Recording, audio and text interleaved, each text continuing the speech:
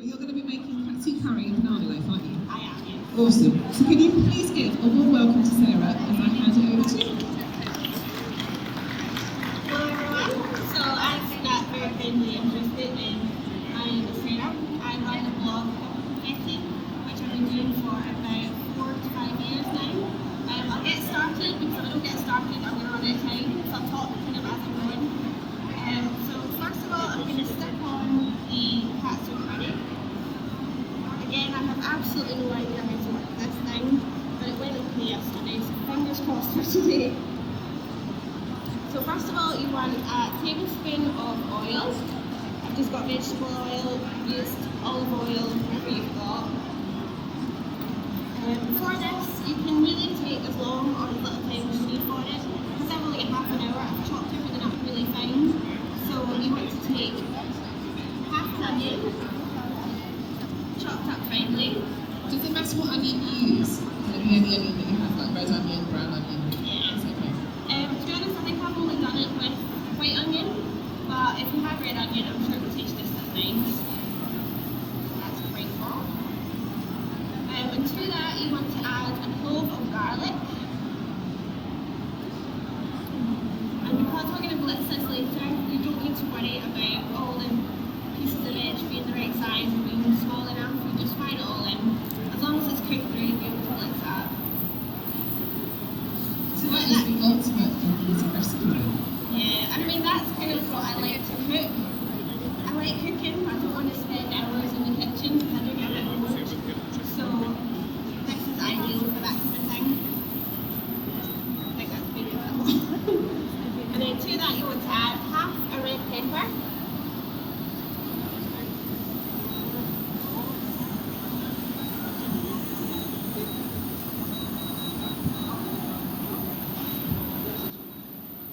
Hold on one second, I think I've got it back. Yeah. Ladies and gentlemen, this is quite a temperamental hob. I actually burnt some pancakes yesterday It with worked yesterday. Yeah. Are you It's okay? not loving it, I think so, yeah. Right.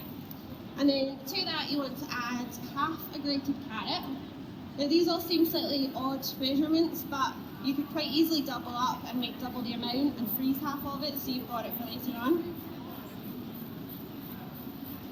So, and then again with this, if you can't bother grating it, chop it up, it'll just take a wee bit longer to cook. So that's a really good thing for children to join in and help with, actually, isn't it? Yeah, definitely. Plus it means that if you've got kids that are maybe slightly fussier with veg, because it's all blitzed up, they have no idea what veg is actually in it. Sneaky getting it in, ladies and gentlemen, we like that. Okay, so once you've got all that mixed up and it's starting to kind of brown off slightly, you want to add just enough water to start to cover the veg. And basically with that we're going to start steaming the veg slightly and just let it cook in the juices. So the idea is to make them soft, right? Yes, exactly. You just want them soft enough that you can blitz them without breaking your blender. So while that's cooking, I'm going to start with the banana loaf, which again is gluten-free, dairy-free and vegan. This is ideal for just about everybody really. So you want 3 small bananas, or 2 large ones, or 2 smaller ones if Natalie stole your other banana this morning. Sorry, Sarah. I'll let you off. And then you want to mash these up. I like to mash them quite a lot so that you've almost got a kind of saucy consistency, because I find it mixes better with the rest of the mixture. But you could leave it in larger chunks if you fancied like wee chunks of banana through the loaf. Just really until you get bored. And when it comes to bananas and how ripe they are, is there anyone that you would say is particularly better for a banana loaf? I would say for banana loaf, the riper the better.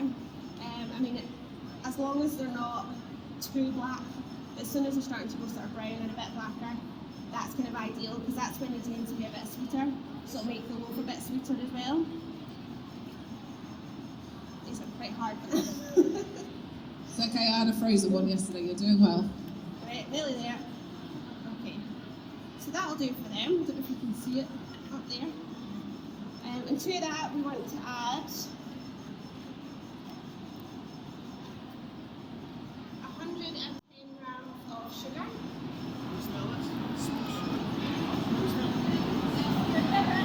those in the audience that might have the question, does it matter what sugar you use? I think I tend to use Katsu sugar or banana sugar, but I don't know the difference. You'll maybe get slightly, if you use brown sugar, you'll maybe get slightly more sort of caramelly taste, but it all tastes pretty good, so I wouldn't worry too much. Whatever you've got in the house. And then you want to mix that together.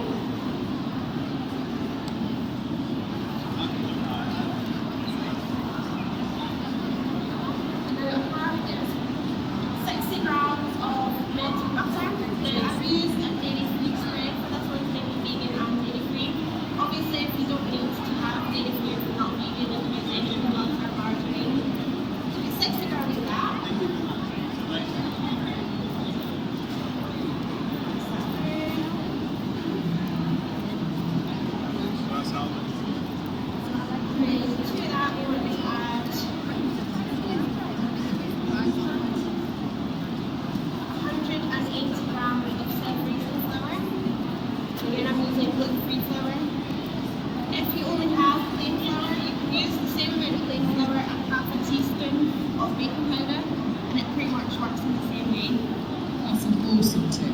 It's quite handy to, sometimes you just fancy a loaf and think, oh, only got plain flour in, but don't need to worry, it'll still work. So remind us again, you use how much flour to how much of baking powder? 180 grams of plain flour to half a teaspoon of baking powder. Thank you.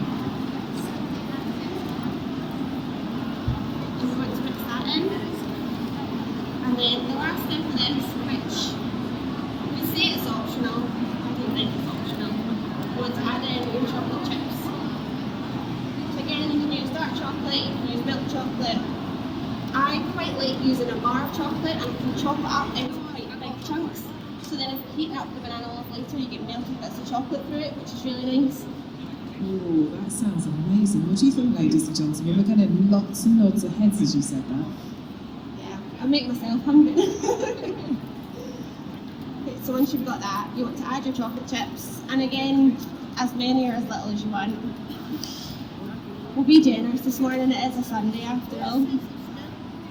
And then mix it through.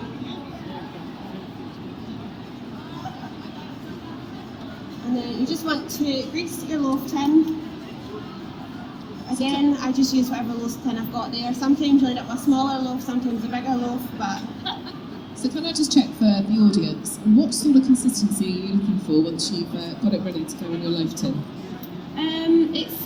It's sort of a cake battery consistency. It'll look slightly different because you've got the chunks of banana in, so it will look a bit lumpy. But I don't know if you can see that in the mirror. So that kind of consistency. You don't want it too liquidy.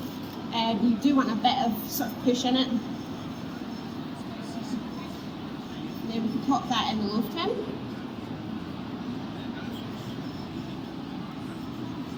And then this goes in the oven at 180 degrees for about 35 minutes.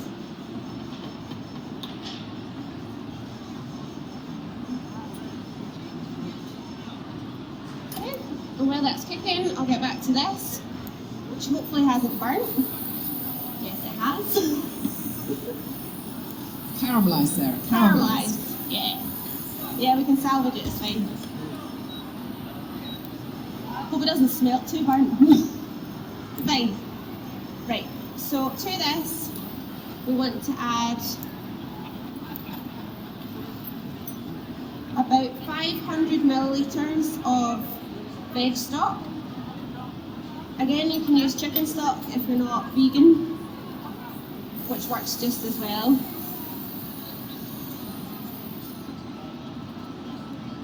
At least it'll have a nice brown colour. So we've got that, and then you want to add half a tablespoon of curry powder. Now I tend to go for mild curry powder because curry powder, sort of spice is kind of one of my triggers. So I don't do well if it's too spicy. But if you like it a bit spicy, you can go for a more medium curry powder, or you can go right into the chilli powder, whatever you fancy. And then to that we want half a teaspoon of garam masala. And to make the sauce a bit thicker, you want to add a tablespoon and a half of plain flour. Again, I'm using gluten-free, but you can use just regular flour. Now, one thing I hate adding flour to things, if it's liquidy, because I always feel like you're going to get a load of lumps in it. But with this, it might go a bit lumpy. It's going to go lumpy today because that's what's happening. But it doesn't really matter because you're going to blitz it at the end anyway, so all the lumps will come out. I guess it's quite an important thing for the audience to remember as well, isn't it? Not to be scared when you're doing stuff like this, because when we're doing recipes that are more free from, it doesn't necessarily look the way that it would look if it was muggle food, but actually the end result is still going to be it's just still going to awesome. taste nice. Exactly. And then you want about a tablespoon of gluten-free soy sauce. Which one would you recommend, Sarah? I think it's normal. I think it is Kikkoman. That tends to be the one that I use purely because that's the one that you can kind of find easiest. And then you want a teaspoon of maple syrup, or you can use agave syrup or honey, depending on what you've got. 1 bay leaf, which I forgot yesterday, so I'm doing well today. Stir that through, and then the last thing is a teaspoon of tomato puree. So it's all simple ingredients that people can get from the supermarket then, isn't it? And it's all sort of stuff that you can get and you can keep. It doesn't really go off, so if you don't use it often, it's alright. You've got it in the fridge or in the cupboard for when you need it. Right. So now you would just let this cook for as long as you've got. Really, the longer that you cook it, the more intense the flavour is going to be. I have absolutely no idea how I'm doing for time, so I'm just going to start blitzing it shortly. You're doing really well. You've got a good 15 minutes to go. I might even give you a bit more because it's helping my voice. Yeah, that's right. So it's not looking too bad now. I don't know if you can smell it yet. So push it out that way. It does smell lovely. Definitely in the front row they can smell. Hopefully it doesn't smell too burnt and it just smells like a nice patty. So basically we would sort of serve this with, you can have it with like breaded chicken or just veg and rice or just rice. One thing that we tried recently was a slice of tofu, cut it in half, do a bit of a batter with it, with some paprika, crunch up some cornflakes and then coat it in that. Shallow fry it for maybe about 5 minutes on either side and serve it with the sauce, and it was really, really nice, and plus it's vegan as well, so that sounds amazing. it was gorgeous. It's starting to thicken up, although we've got the kind of lumps of flour, it is helping it thicken up. And they will all disappear when we blitz it. Ladies and gentlemen, what do you think? Is this something that you would try at home? Because it's such a simple recipe, isn't it? It's one of these things that I always knew that I liked it, but I never really knew what went into it, so I never sort of thought, oh, I'll make it myself, until I had a craving for it one night. I thought, I'm going to work out what is in this, and then you just spend a bit of time putting it together, and it is a lot easier than you would expect. So if they want to try it at home, can they find the recipe on your website? They can. So if you go to my blog, which is confetti.com, and just search for Katsu curry, it'll come up there. And I've got a few other curry recipes on there as well. So if you're a fan of curry, I've got you sorted. Right, I think that's about ready to blitz. So we should see, this is why I've got the apron. So I ended up in a bit of a mess yesterday. Are you telling me that the audience in the front rows have to duck? Yeah, if everyone wants to step back slightly. So you just want to blitz it up until it's the consistency that you want. If you like it a bit thicker, then blitz it for a bit less time. But I like to blitz it so that everything is sort of mixed together properly.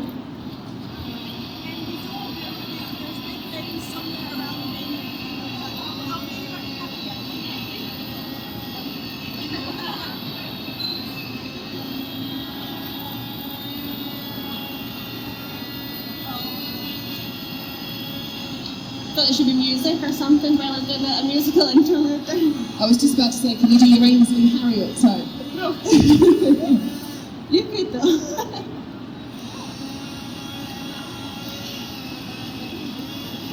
So you can see it's starting to get quite a nice sort of orangey brown colour. Well, I'm squirting it everywhere. So So I find sometimes if you get a katsu curry, it can seem a bit kind of brown and muddy looking. But I think because it's sort of fresh veg that you're using in this, it does look quite tasty. And I think this one looks a lot tastier than some of the ones that you get in the sort of ready meals and things. So again, there's still a few lumps in here, but I'm very concerned about how much mess that I'm making. So It's all right. We'll start it out. It's fine.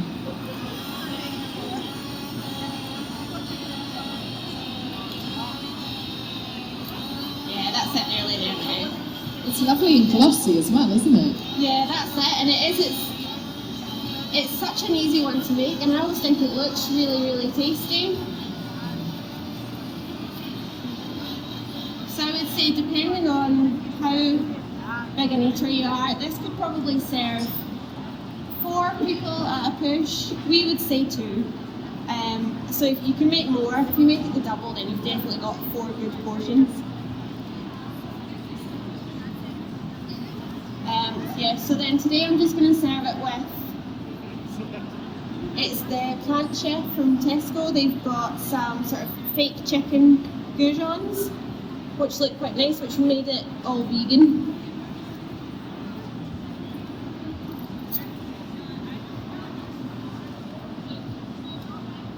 Yeah, so that looks a bit thicker now.